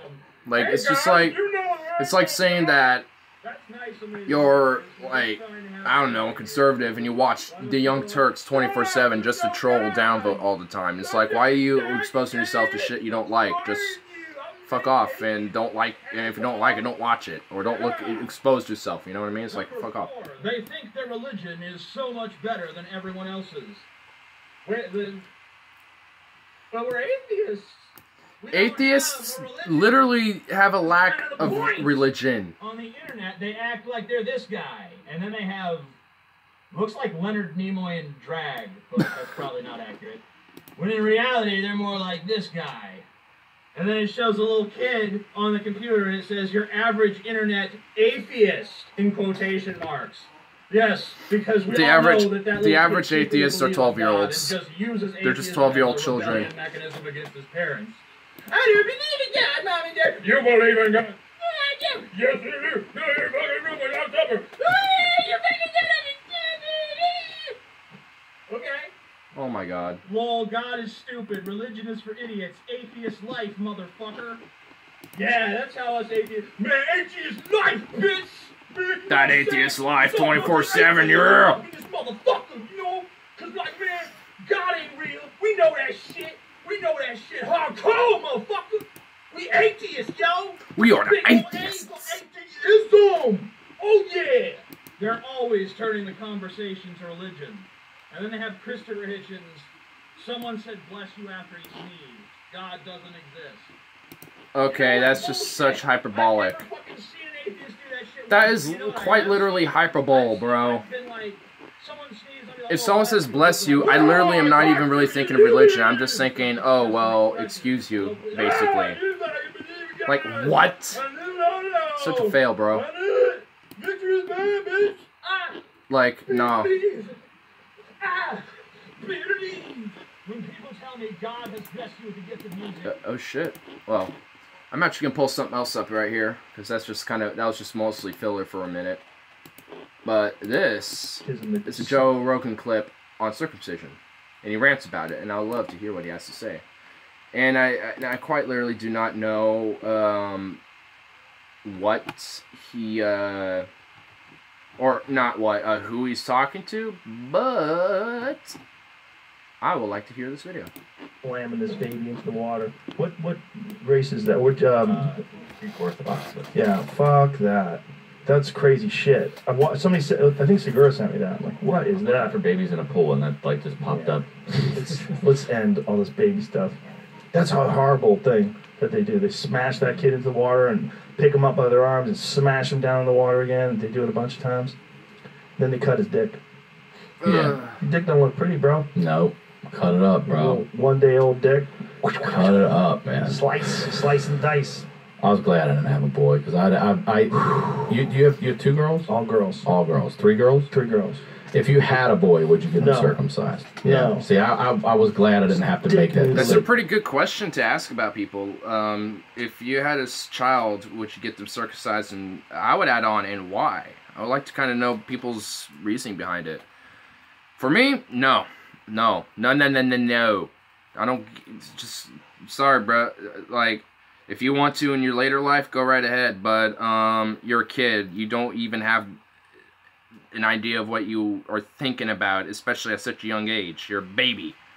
So no, we're gonna like develop your life and shit first, and then if you want to make that conscious decision on your own based on your own opinions, then do it.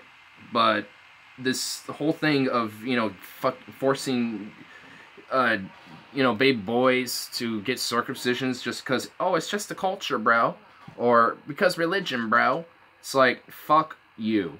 I mean, that should just be a form of child abuse. And honestly, if you want my honest opinion about it, I think fucking circumcision is child abuse. I mean, look at what, I mean, fucking what Saudi Arabia and these hardcore Islamist countries do.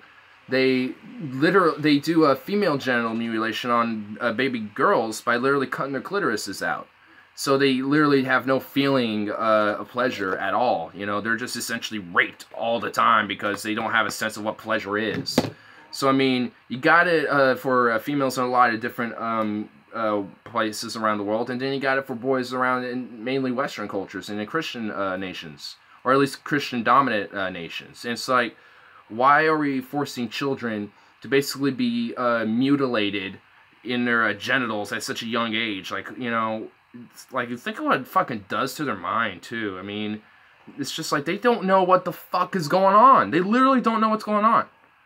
They're just, they're infantile. They're just, you know, fresh living creatures, you know? They're fresh living humans. And we're gonna decide for them what they should or shouldn't have done to their own fucking body. No. Like, you know, I'm staunchly against circumcision unless it's for your own choice. Like, when you are able to make your own decisions and shit, and you want to have, like, circumcision, do, like, piercings on your dick and balls or whatever the fuck, go for it, dude. I don't give a shit. That's you. That's what you want to do, then do it.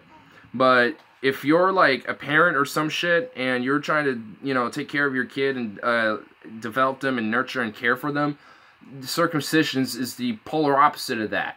I mean, there's no fucking reason to it, mainly when, especially at that young age, besides culture or religion.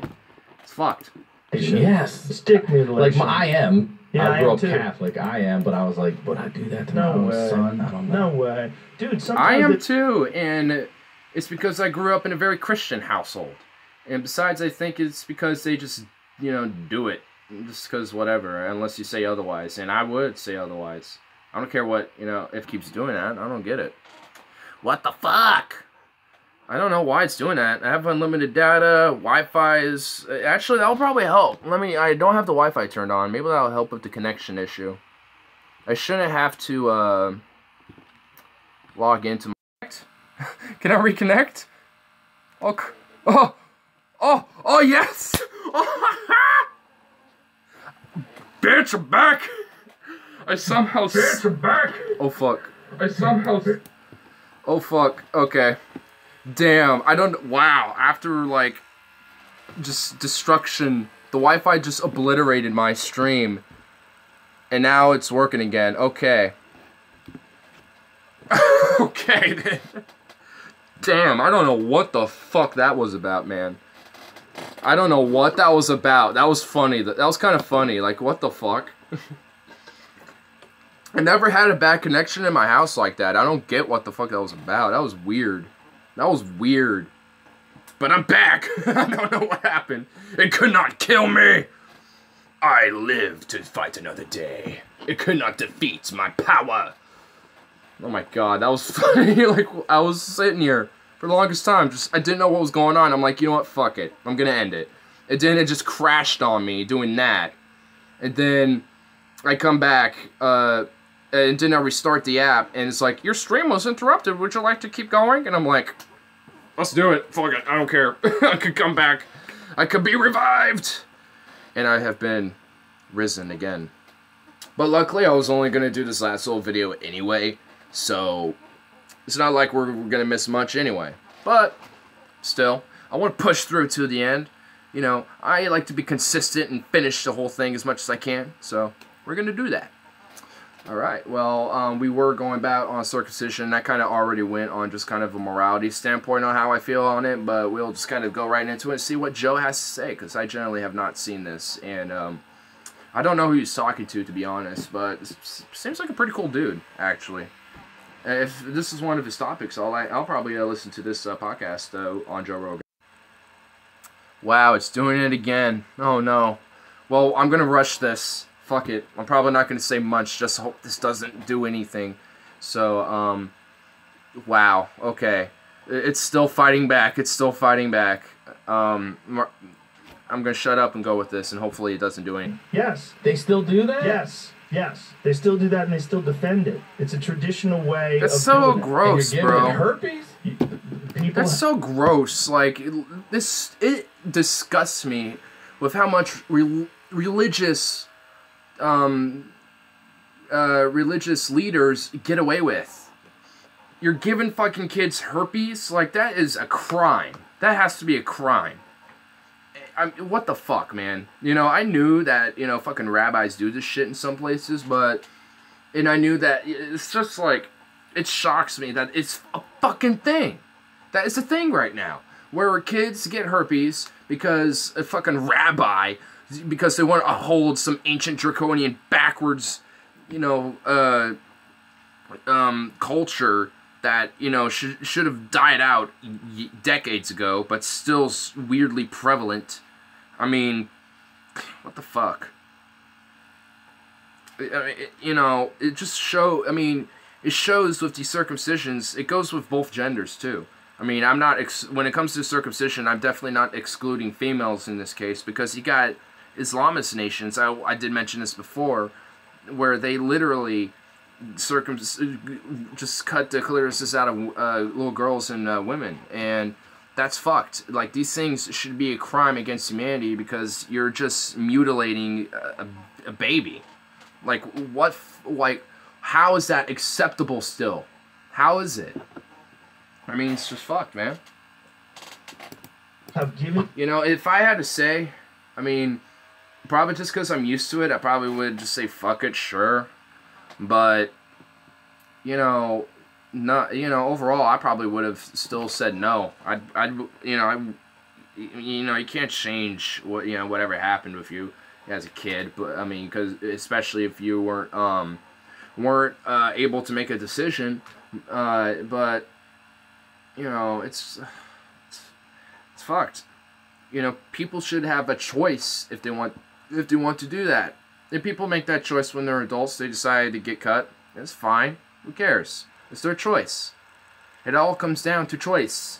An individual, you know, and their own individual thought on what they want to do about it. The baby's herpes, and the kids have died from it. Jesus. Yeah, they died from it.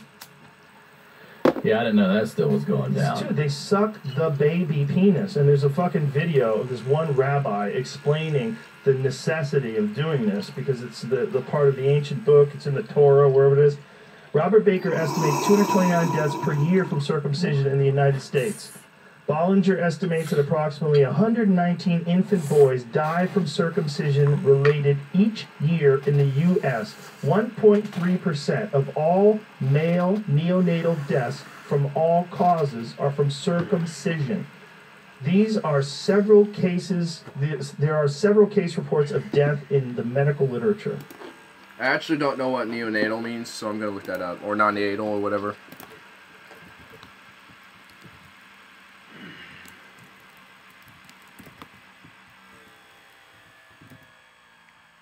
Non-natal definition. Relating to newborn children. So, 1.3% of male newborns die due to circumcision-related deaths. And why is that even a percentage? That should be 0% because that should, you know, that should be a choice, not, you know, a parent's choice on that. Like, sorry, but just because you're a parent of a child doesn't mean you dictate literally everything that happens to it. You're supposed to nurture and develop a child for, you know, to have its own individuality, because that's what makes a kid. That's what makes a human, man. So, like, what the fuck? Some people. Yeah, people die all the time from circumcision. We just understand that, folks. This is an elected, unnecessary surgery that you're doing to a fucking baby, and there's no medical reason to do it. No, AIDS prevents AIDS. People say stupid shit like that. The fuck it does. The fuck it does. It doesn't make any... If people really say that circumcision prevents STDs and AIDS, they're fucking retarded. You can get STDs uncut too. Like, what? Like, what? It doesn't. Like, I can literally get an STD just because I fucked somebody because I'm cut. Like, that's how you get STDs, just because it's a sexually... emphasis on sexually transmitted disease because you fucked somebody. What the fuck it does? Yeah, man. Who says that? Some retard who thinks, you know, they know everything because, oh, God. God in our culture. Ah. Man, you know, this is why I personally do believe that religion is a fucking poison, man. Because just look what it does with people. You know, I mean, look at the examples of Saudi Arabia and then, like, these far-right, or, I mean, not far-right, these more extremist religious people, because there's extremist religious people on the left, too, where they don't vaccinate their children because, you know, they're anti-vaxxer and they think it creates autism, and, you know, it's, you know, we'll pray, and we'll pray to God that, you know, will heal the wounds. It's like, the fuck it does. You know what actually, you know, heals viruses and bacteria? Fucking medication. And medical developments in the field of science. That's what actually, you know, has helped us, you know, fight back these diseases and shit. And granted, they're starting to evolve to where they're starting to be heavily resistant against a lot of our medications right now. But guess what? We have science and medical development in science for a reason, so we can continue to evolve with it. So we can combat, you know, the more involved and more superior forces of these bacteria. This is the point. I mean, we've been doing this for a while now. I mean, because we've been able to find cures in the past before even before now. It took. I mean, we've came a very long way for sure, and it doesn't always work. I mean, look at the flu season recently. I mean, there was only about a 30% to 20% success rate with the vaccinations. But, you know, you should still get it, because at least you got that extra 20-30% resistance. You know what I mean? Or, I mean, I guess that's not exactly the, you know, literal sense. But, I mean, at least you got a chance of it, you know, being combated. Because you gotta, I mean, it's a 50-50 coin toss if shit like that works. But if you got it to work, then you mass produce it and make it out and give it to everyone as quick as possible to help combat these diseases and these infections and these viruses and shit. Like, it's not circumcision. It's not praying to God. It's fucking disgusting. Sense. There's a lot of people. It's so backwards, man. It's so backwards. Doing it to justify the fact they've done it forever and try to come up with, well, hygiene.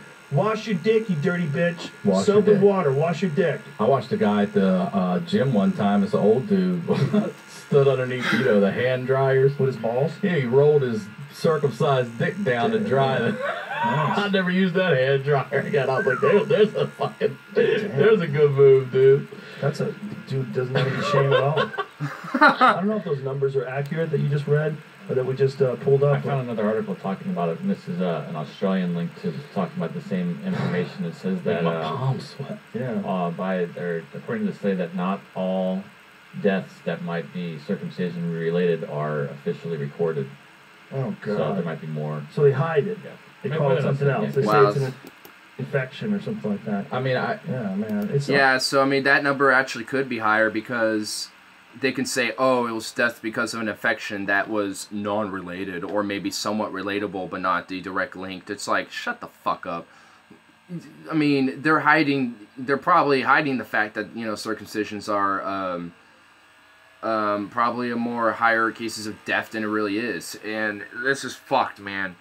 It really is. I really do strongly believe that this should honestly be illegal to do on newborns and shit. Like, it should be their choice after, you know, they're independent thinkers and shit. You know, when they're adults, they can make that decision. Or, you know, if they're teenagers and they decide, you know, they want to, then sure. You know, if they want to do it then, that's, you know, I'm sure that'll be fine too. Like, you know, when they are able to make that conscious choice about themselves, that's when I say they're allowed to do it. But if they can't, and they don't even understand, you know, about their own dick and shit yet, then you shouldn't have any authority over it. Let them learn about their own bodies and learn if they and decide for themselves what they want to do with it. Other than that, get the fuck out of the way. Oh my god. You know, I mean, I am somewhat impassioned about this because, I mean, I say for, I've said this so many times now, but I do say it for females too. It doesn't happen here, and if it does, it's considerably very far less more prevalent, but, or not even recognized.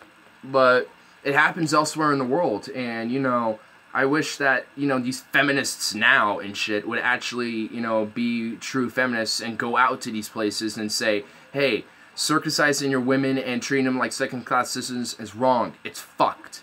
You know, making them not allowed to drive in Saudi Arabia, banning them and forcing husbands to be with them at all times in public, that's fucked. You are a barbaric nation, and you should change your policies on this. I mean, that's what feminists should be doing, is, you know, encouraging protests and feminist rights in Saudi Arabia and all these other very extremist nations. It should be done here in America, because overall, I mean, it's just a lot. It's just knowing your boundaries and learning when and learning what consent is. That should be the main push here, because that's what a lot of what is going on and is consent and knowing what is appropriate and what's not appropriate. That seems to be the main argument that's being made today that I see. And unfortunately, it's just being pushed so hard, and, you know, feminists are taking such advantage of that here. I don't know if they realize that they can be providing more fruit for their movement if they actually went into these places like Saudi Arabia and Indonesia and these fucking other countries that treat women like shit, like trash. You know, like, you made your victory here. You won the war here. Now actually go fight the wars, you know, over there to fight for women's rights. You know, you've done your duty here, you know? Like, when it comes to international feminism, I would probably consider myself that, but when, like, a feminist here at home, you know, any other feminist will call me a male misogynistic piece of trash for what I literally just said. So, I guess in that case, I'm probably not, but, yeah. I mean, I do consider myself feminist, just not in the same definitional context that a lot of feminists do use today. So, I guess that's how I put it. Yeah, man, but, yeah, I want to see what else they say here, and I probably said all I needed to say anyway, because I don't know what else to say. I mean, I'm sure something else might pop up, but that's why I'm going to continue watching this and see what else comes up. Unnecessary. It's barbaric. They're going to look back on this 100 years, 500 years from now, and they're going to make fun of it the same way we'll make fun of powdered wigs. But it's even worse, because you're doing it to babies. Yeah. Babies can't they don't have anything to say. Pop. By the time they're adult, they're like, what happened to my dick exactly? Like, oh, we just thought it was ugly. We had you cut. Cut? Yeah. I mean, you should be, that's a decision a person should be able to make, because I feel like every guy at the age where they were old enough to make that would be like, fuck, I'm not doing that. Yeah. I'm not doing that. Did you know that they, I just said too earlier, grow their foreskin back? Yeah, this is what they're doing. They're taking the skin that they have, the regular skin around their dick, and they're stretching it out. And there's all these devices. What, like the lip pull and the ear pull shit? They're trying to get it to go back? So they're taking, like, the base of their dick, where it was cut, and they're pulling that skin up a little bit every day. I'm watching you too. I'm not kidding, man. There's, like, devices that they have.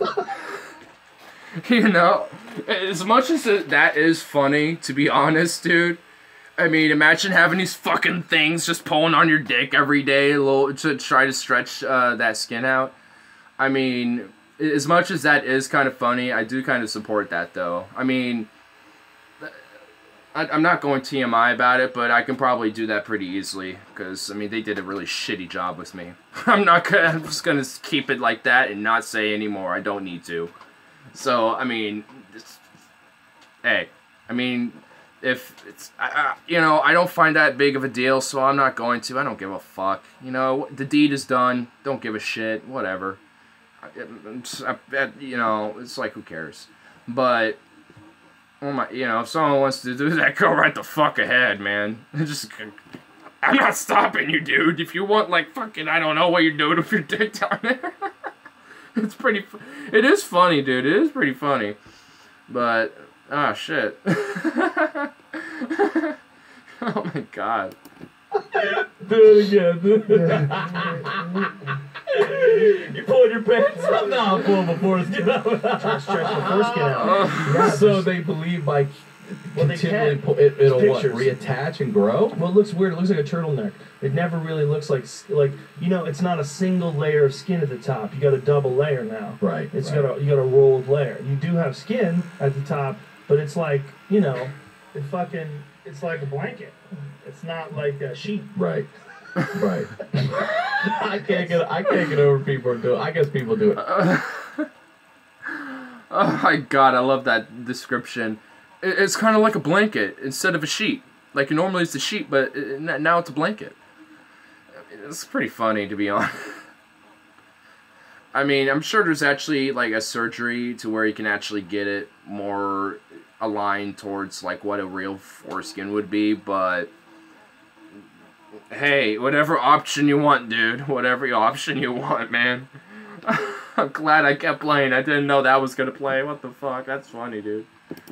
Everything. Why am I shocked? Well, there's a whole community of people that are trying to grow their foreskin back that are really angry, and they feel all this pain and like emotional pain from the fact that oh my god, dude, really? Okay, you know, I am angry, but I'm not taking it out, like, because of this. I'm taking it out due to the principle of it all, you know? Like, because I don't care if someone wants to or not. I don't mind that if someone wants to make that decision for themselves, you know? I mean, if I wasn't cut or whatever, and, you know, I'm 20 now, and would I make that decision, you know, I would say no, and I probably, you know, and I'd still think that, so, because I don't care, it's how my body is, like, why are you fucking, you know, wanting to manipulate your own body like that, like, I mean, or mutilate your own body like that, I mean, nah, nah, fam, nah, I'm good. I mean, I can see somewhat of, like, because I'm sure there is, like, somewhat of, like, maybe benefits, I guess, but it's just, like, I don't care. I don't care. If that's how my dick was gonna be naturally and organically, then just let it be, dude. Let it be, let my dick be and set it free. Because I just want my big, what? Whatever, I'm not gonna keep singing that. Cut when they were a little baby and they had no say in it. And apparently it makes your dick less sensitive when you do that. And your dick is naturally self-lubricating, the head of your dick is. And as soon as they cut the foreskin off, then it dries out. And, you know, we're used to dry dick. It's like that dry dick. I got plenty of that for you. Yeah, I mean, like, why are you getting rid of essentially a natural lubricant? Like, I mean, because I know, I can tell the difference between a cut and uncut, and it's just like, you know, why do that, dude? Just seriously. I mean, I already went into the fat rants and shit. I already did that. So it's like, whatever. But, you know, this is a natural body process. Like, females have their own natural lubricant within their vagina and shit. And we, you know, men have it, you know, at the tip of their dick, basically. You know, it goes both ways. Because, you know, nature wants us to be fucky. and sucky and shit. So it's like, why are you trying to go against like the natural law of nature and shit or whatever? Like, really? Apparently, regular dicks, if you don't cut them, they're moist. The tip, like you pull that foreskin back, and that tip has got like a layer of mucus on it. Ah, which is why you got to clean it and get it off. That makes sense. Jesus Christ, that was, man. Yeah, it's a weird practice, man, and it doesn't make any sense. The fact that it's still around in this day and age with all that we know and all the risks that we know about where kids actually do get sick and die from it. That's a real thing. It happens every year. Who knows how many people are out there that have fucked up dicks that are just because some asshole ancient tradition that we passed on. Oh, you're just supposed to do it. Yeah. Yeah. My friend did it to his kid. He goes, I don't want my kid to have a weird looking dick. And what are you talking about? Right. Yeah, dude. Like, who gives a fuck what your dick looks like? Like, let your partner worry about that and shit when you're in the bed. Because people have dick preferences, so let that be the case then, or whatever the fuck. I mean, not in this case. Who gives a shit? I remember in 7th grade, we had showers and shit, but no one ever used them, in our gym. And for some reason, I was, like, counseled by one of my, because at the time I was in, and also a developmental class on the side, because of my autism and shit. But, for some reason, they were, like, saying, well, you know, it might be a little weird for you in there and uncomfortable because, you know, because there's showers and stuff, and people might be naked and stuff like that. I'm like, what? What? Huh? Like, why am I being lectured on this? Like, that's just making me more confused about it. It's like, okay, if that was going to be the case, I would just be like, oh, well, this is, I guess, what we do here or whatever, so just don't think anything of it or whatever. But we never end up doing it anyway, so I was just like, why was that even mentioned to me in the first place, you know? So I was just like, what? And it was like saying, because some people have different penises and stuff, it might be just a little weird. I'm like, why you make me think about this as like a 7th grader or an 8th grader, whatever the fuck, you know? It's just like, why are you making me think of dicks right now? Like, I don't need to think about dicks. I would much prefer to think about, I don't know, playing basketball in gym or some shit, you know, or whatever the fuck. Like, what? But, yeah, that's just weird, dude. Circumcision is fucked. That's for sure. And this whole weird controversy about dicks and pussies and shit is fucking weird, too. It's like, who gives a fuck? You know? Just like, I'm not some nudist or whatever. Like, I'm definitely somewhat modest, but like, you should be able to be comfortable with yourself and your own body and shit, you know? And if you're able to be comfortable with your own body and shit, then you will be able to be comfortable around other people, you know? So, it's just weird how, you know, we have to, you know, be like, oh, he's got a weird dick, so I'm just gonna have my kid cut too. Or, oh, God, you know, it's the way of the Lord, you know, to cut my kid's dick, you know, because, you know, it's just the culture in my religion, man. It's just my religion and culture. It's like, no. It's like, who gives a shit, man? Let people's dicks fly and be. Let them be cut, let them be uncut, whatever they choose, man. Who gives a shit? But, alright, well, weird little way to end this, but my battery's running low, and I'm surprised that there was a connection able to hold on for this long. That was weird. I don't understand what was going on with that, but I don't give a fuck. Who cares? But yeah, that's the end of it. I'm gonna drink a little bit more of this tea. And I'll probably do a stream tomorrow night or on Saturday, either day, depending on how I feel and shit. But I'll see y'all in the next one. And here's my thumb of death, bitch. Get my fingers and thumb and hand. You know what? I'm just gonna do the hand of death, bitch. Hand of death.